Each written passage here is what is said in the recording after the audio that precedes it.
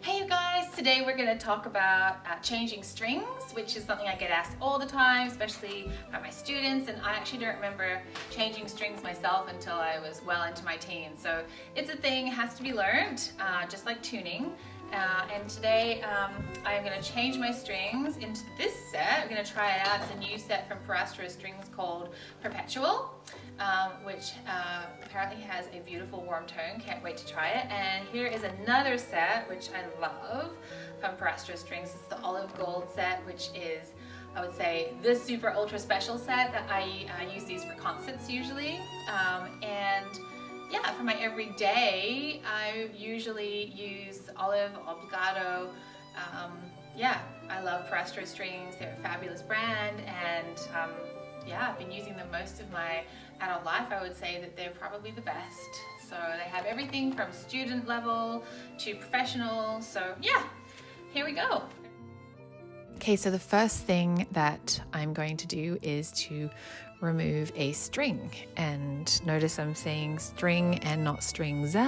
It's a very bad idea to take them all off at the same time because it will upset the bridge and the sound post, and especially if you have an older violin. The next thing I do is I clean the fingerboard. Now, I just use a simple alcohol, either a perfume or 100% alcohol, and I rub the fingerboard. But you must take care not to touch any other part of the violin because it will wreck the varnish. So I just take a silk scarf and I clean the fingerboard, all the old rosin, everything else, and ready for the new string. So after it's clean, I am going to replace the string that I removed, and then I will go to the other side. So I usually do the E string first, and then I head over and do the G string, and then I do the A, and then I do the D string. Now, once you take your string out, you want to, some people have different opinions about this. That you should wind it in the peg first and then put it in the tailpiece, but I prefer to put it in the tailpiece and then put it in the peg.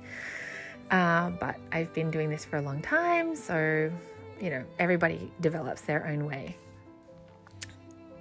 You can lubricate the tuning peg with some peg paste, which is great for both stopping the pegs from slipping and also loosening it up a little bit if they're too stiff.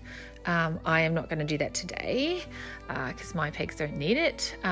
Make sure though, if you do take out the pegs to lubricate them, that you don't switch them around. They are not interchangeable. There are 3 types of ends used on strings: bowl, loop, and for some gut strings, a knot. And yeah, but most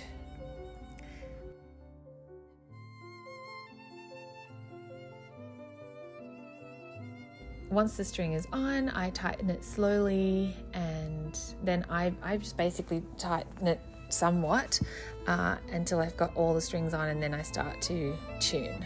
So once you have all 4 strings on, I would tighten them so that they sound reasonably where they're supposed to be, the E, A, D, and G pitches, and then I would check my bridge and make sure that it's not leaning. That's very important for a number of reasons. And then I would continue to tune.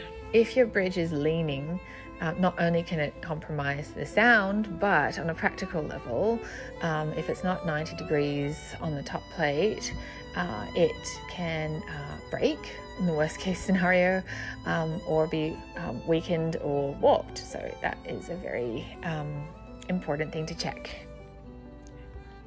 To fix it, I would basically, before the strings are too tight, I would just adjust it with my fingers, making sure that I keep the feet where they ideally exactly or very close to where they were originally, and then I would continue to tune up, and I would check it a number of times. And you have to remember that strings take some time to settle in. As the strings stretch over the next few days, you will need to continue tuning them a little bit more. You'll notice synthetic and gut strings can be difficult to keep in tune, but just remember to keep tuning while they settle in.